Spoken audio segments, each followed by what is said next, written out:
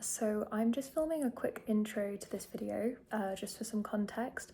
So a couple weeks ago, I think 2 weeks ago, I purchased a wild Mustang. If anyone wants information on like the BLM, the wild Mustangs, the difference between auctioned horses and sale horses, I'm happy to make a separate video on this, but this is purely just like a meet and greet with this horse because I think it's a whole other video, the information on like how you get to this point. But anyway, I purchased him, I think it was 2 weeks ago. He is a 4-year-old gelding. He was gelded this year. I don't know why, I thought it was a funny coincidence that him and Ezra were gelded on the exact same day.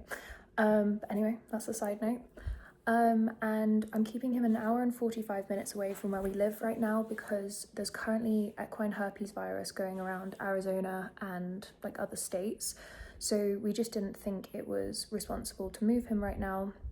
We could have brought him up and put him in isolation, but I just thought he's a wild horse that's always been kept with other horses in a herd.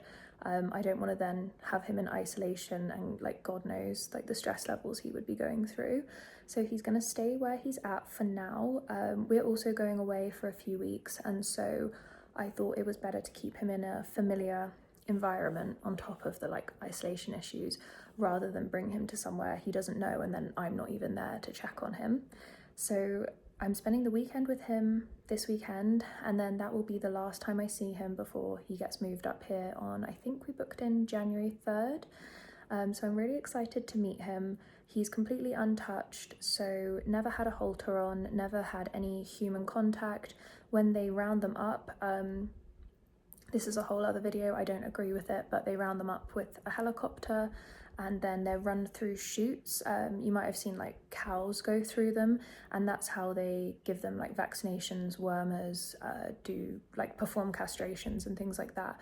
So if they are ever handled, it's under like heavy sedation and in a chute. So he's not had, gosh, now we've explained all that, he's definitely not had the best impression of humans so far. So our job is to change that, and I'm excited to do that. So yeah, we're gonna go drive down and see him.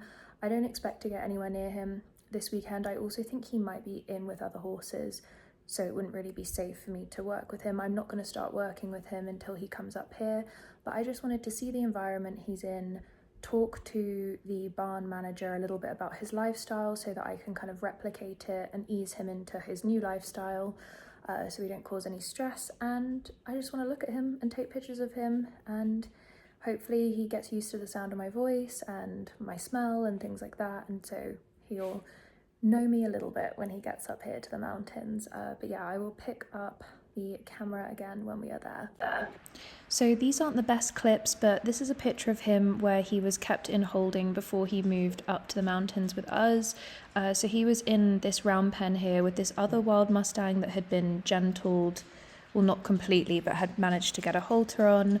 And so the owner of the ranch was just kind of getting him to move around so I could see how he was moving, check he wasn't lame or anything like that. So yeah, not the best clips, but gives you an idea of how he was doing.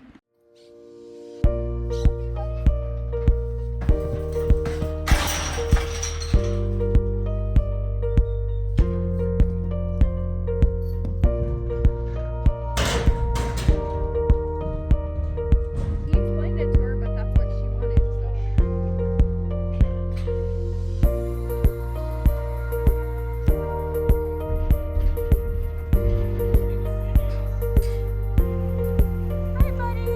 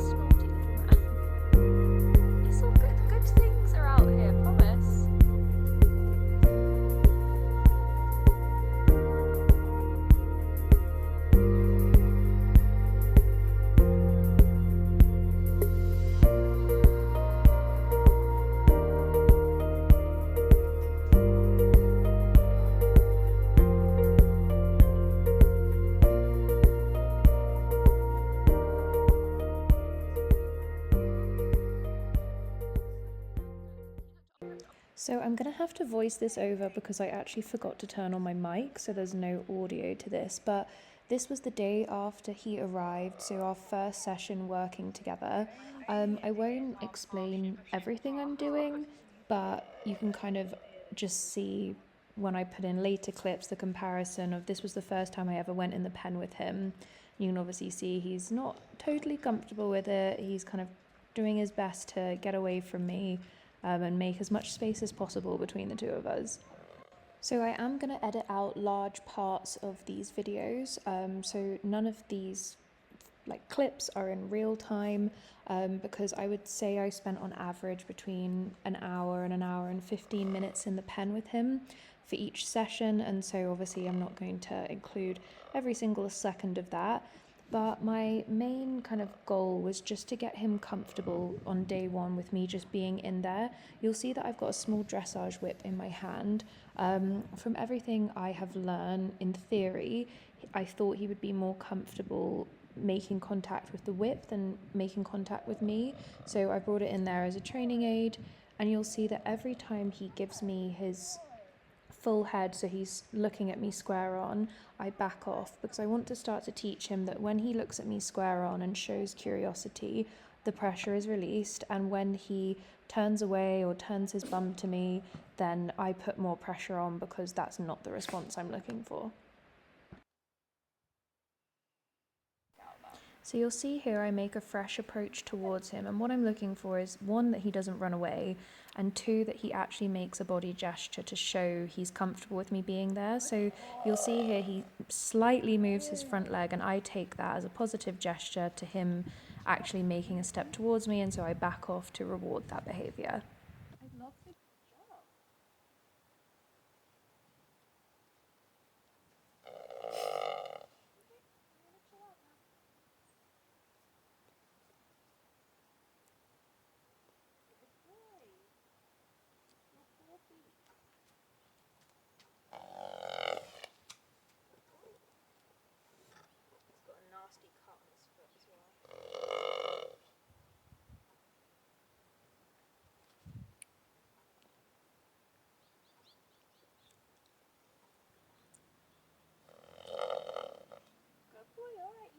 Your legs and gave me your eyes. I'll back off. Go, go, go, go, go. Good boy.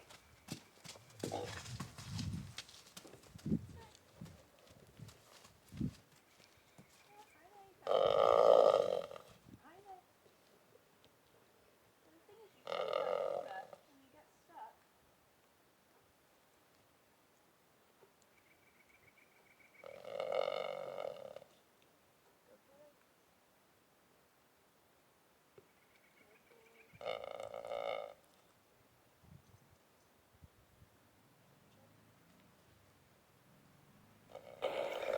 So we're now on to day 2. At the end of day 1, we didn't manage to make any contact with either me or the whip, but he did become more relaxed and showed relaxing gestures like licking and chewing and a droopier bottom lip, and he was giving me good eye contact, so I rewarded him by ending the session there.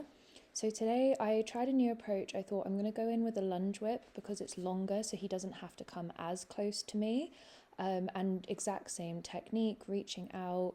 And then here you see he makes contact, and so I move it away. And I can't explain how ecstatic I was when he made contact with the lunge whip right there. And so for this whole session, I just repeat the reaching out with the whip, getting him to touch it, and then removing the whip. What I was looking for more than just him touching the lunge line was just more curiosity from him. On day 1, he was in fight or flight, just how do I get through this session and survive? Whereas what I was looking for is he's only young. I want to see a more playful side. I want to see him using his mouth to investigate things. And so that was more my goal for this session. And you'll see as it goes on, I think I do have a clip of him nibbling the line somewhere in this video. And it was that playful curiosity that I was really looking for.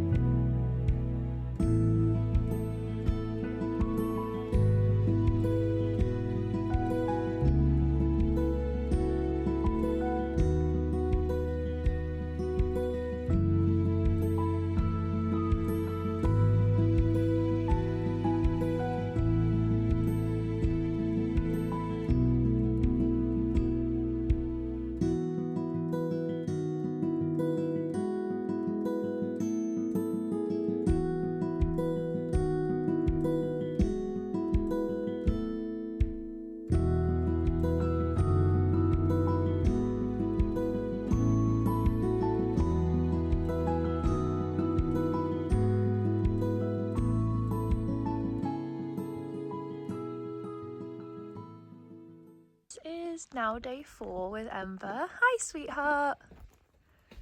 Hi. So we had our first touch last night. He just like pressed his little mouth against my hand and then ran backwards because he was like, oh, too scary.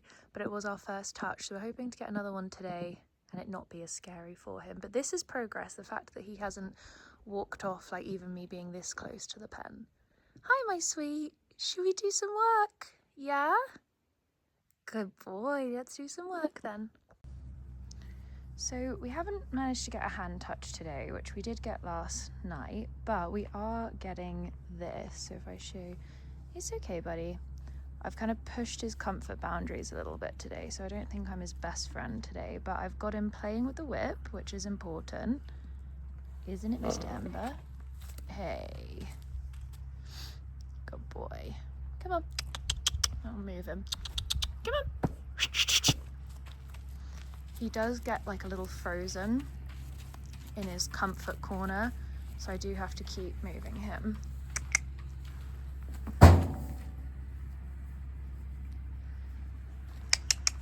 Good boy. We're not eating lunch yet. I'm nearly done and then you can have your lunch.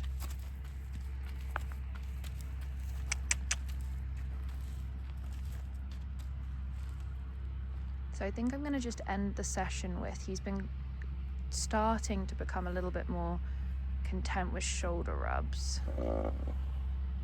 So I can now do this, which is great. Good boy. I just want him to be a bit more, there we go. And I always bring it back so he can be like, oh, that's the thing that scratched me. I just now need him to have this positive association with my hand, whereas he's now got this trust for the whip, but not for my hand. Do you, buddy? So just thought I'd film a quick outro on this very rainy day. Excuse the unmade bed. The dogs have decided that they're not going out of bed today. But yeah, so today will be day 5 with Ember. So I'm going to, the weather is really quite horrific here. But if it lightens up a bit, I will go and do a 5th session with him today in the round pen. But I'm really pleased with his progress. We've had one hand touch, which was great, but he was like, it wasn't like he was comfortable with it. He touched my hand and then ran backwards. But we've made loads of progress with the whip. So he has touched the whip, he's playing with the whip. He's now happy for me to like run the whip from his nose, up his face, down his neck, and then across his back. Probably to where like his croup is, and then it's like a no-go zone. So I feel like that's major progress. Again, I'm trying not to put too many expectations on this. I've never done it before, and you know, I don't know what to expect because I've not done this before. But any step towards him feeling more confident just with being around me, to me, is currently progress. But I mean, it's only been 4 days and this horse has taught me so much already. So I'm really excited to see where it goes. Currently, if I'm being honest, like I can't even imagine a world where I get a head collar, or like some people call it a halter, on this horse. The day that happens, I think I'll be like in a fever dream or something, because it just seems so unrealistic right now. But I know we will get there. I also just wanted to address, for anyone concerned about his feet or him or like the size of his pen, he will not be staying in that small pen. He's currently in there for literally a multitude of reasons. One, obviously we couldn't lead him off the trailer, so it had to be a pen where we could fully back the trailer up and then release him in without having to handle him. 2, obviously you can't get anywhere near him, so should he have a health issue or an injury, we need him in a smaller space so that we could at least have half a chance of getting some sedative in him to give him medical treatment if he was unwell. And then 3, obviously I'm trying to work with him, so if he was in a huge space, that would be very tricky. It would take probably triple the amount of time, and we aren't at our own farm or our own barn. We're at a boarding facility, and so it's quite, I am on a bit of a time frame to get him halter trained, because obviously it's not my property. So obviously having him in a smaller space will help speed that up a little bit. But hopefully that helps explain kind of his living conditions. He seems pretty happy though. Not that I'm saying it's a good thing, but when they're in holding, they are in much smaller pens than that. Again, I'm not saying I agree with that or I think it's a good thing, but this is an upgrade from what he's been being kept in. And then as soon as he is halter trained, there's a part of me that would like to put him out with Ezra, because obviously Ezra's got he's actually got the biggest pen at the barn. But obviously they have very different dietary needs, and Ezra is a very big horse who's fully shod and extremely playful, so I would worry that he would kick out in fun. And this little Mustang, is very little, but I'm sure he can look after himself, so potentially he will go in with Ezra, or he will go in his own much bigger pen where he can kind of roam around a little bit. So anyway, I think that explains everything. Thank you for watching. If you want to keep up with our adventures and our progress, I'm going to post once a week, and try and just kind of film a little bit every day so you kind of see a realistic progression. So please subscribe if you would like to keep watching that. And I'm going to try and do 2 videos a week. One is Ezra based, so more young horse training, a bit more interesting if you're more into riding, and everything with Ember is going to be groundwork and handling. So yeah, if you are interested in either of those, please subscribe and I will see you next time. Thank you.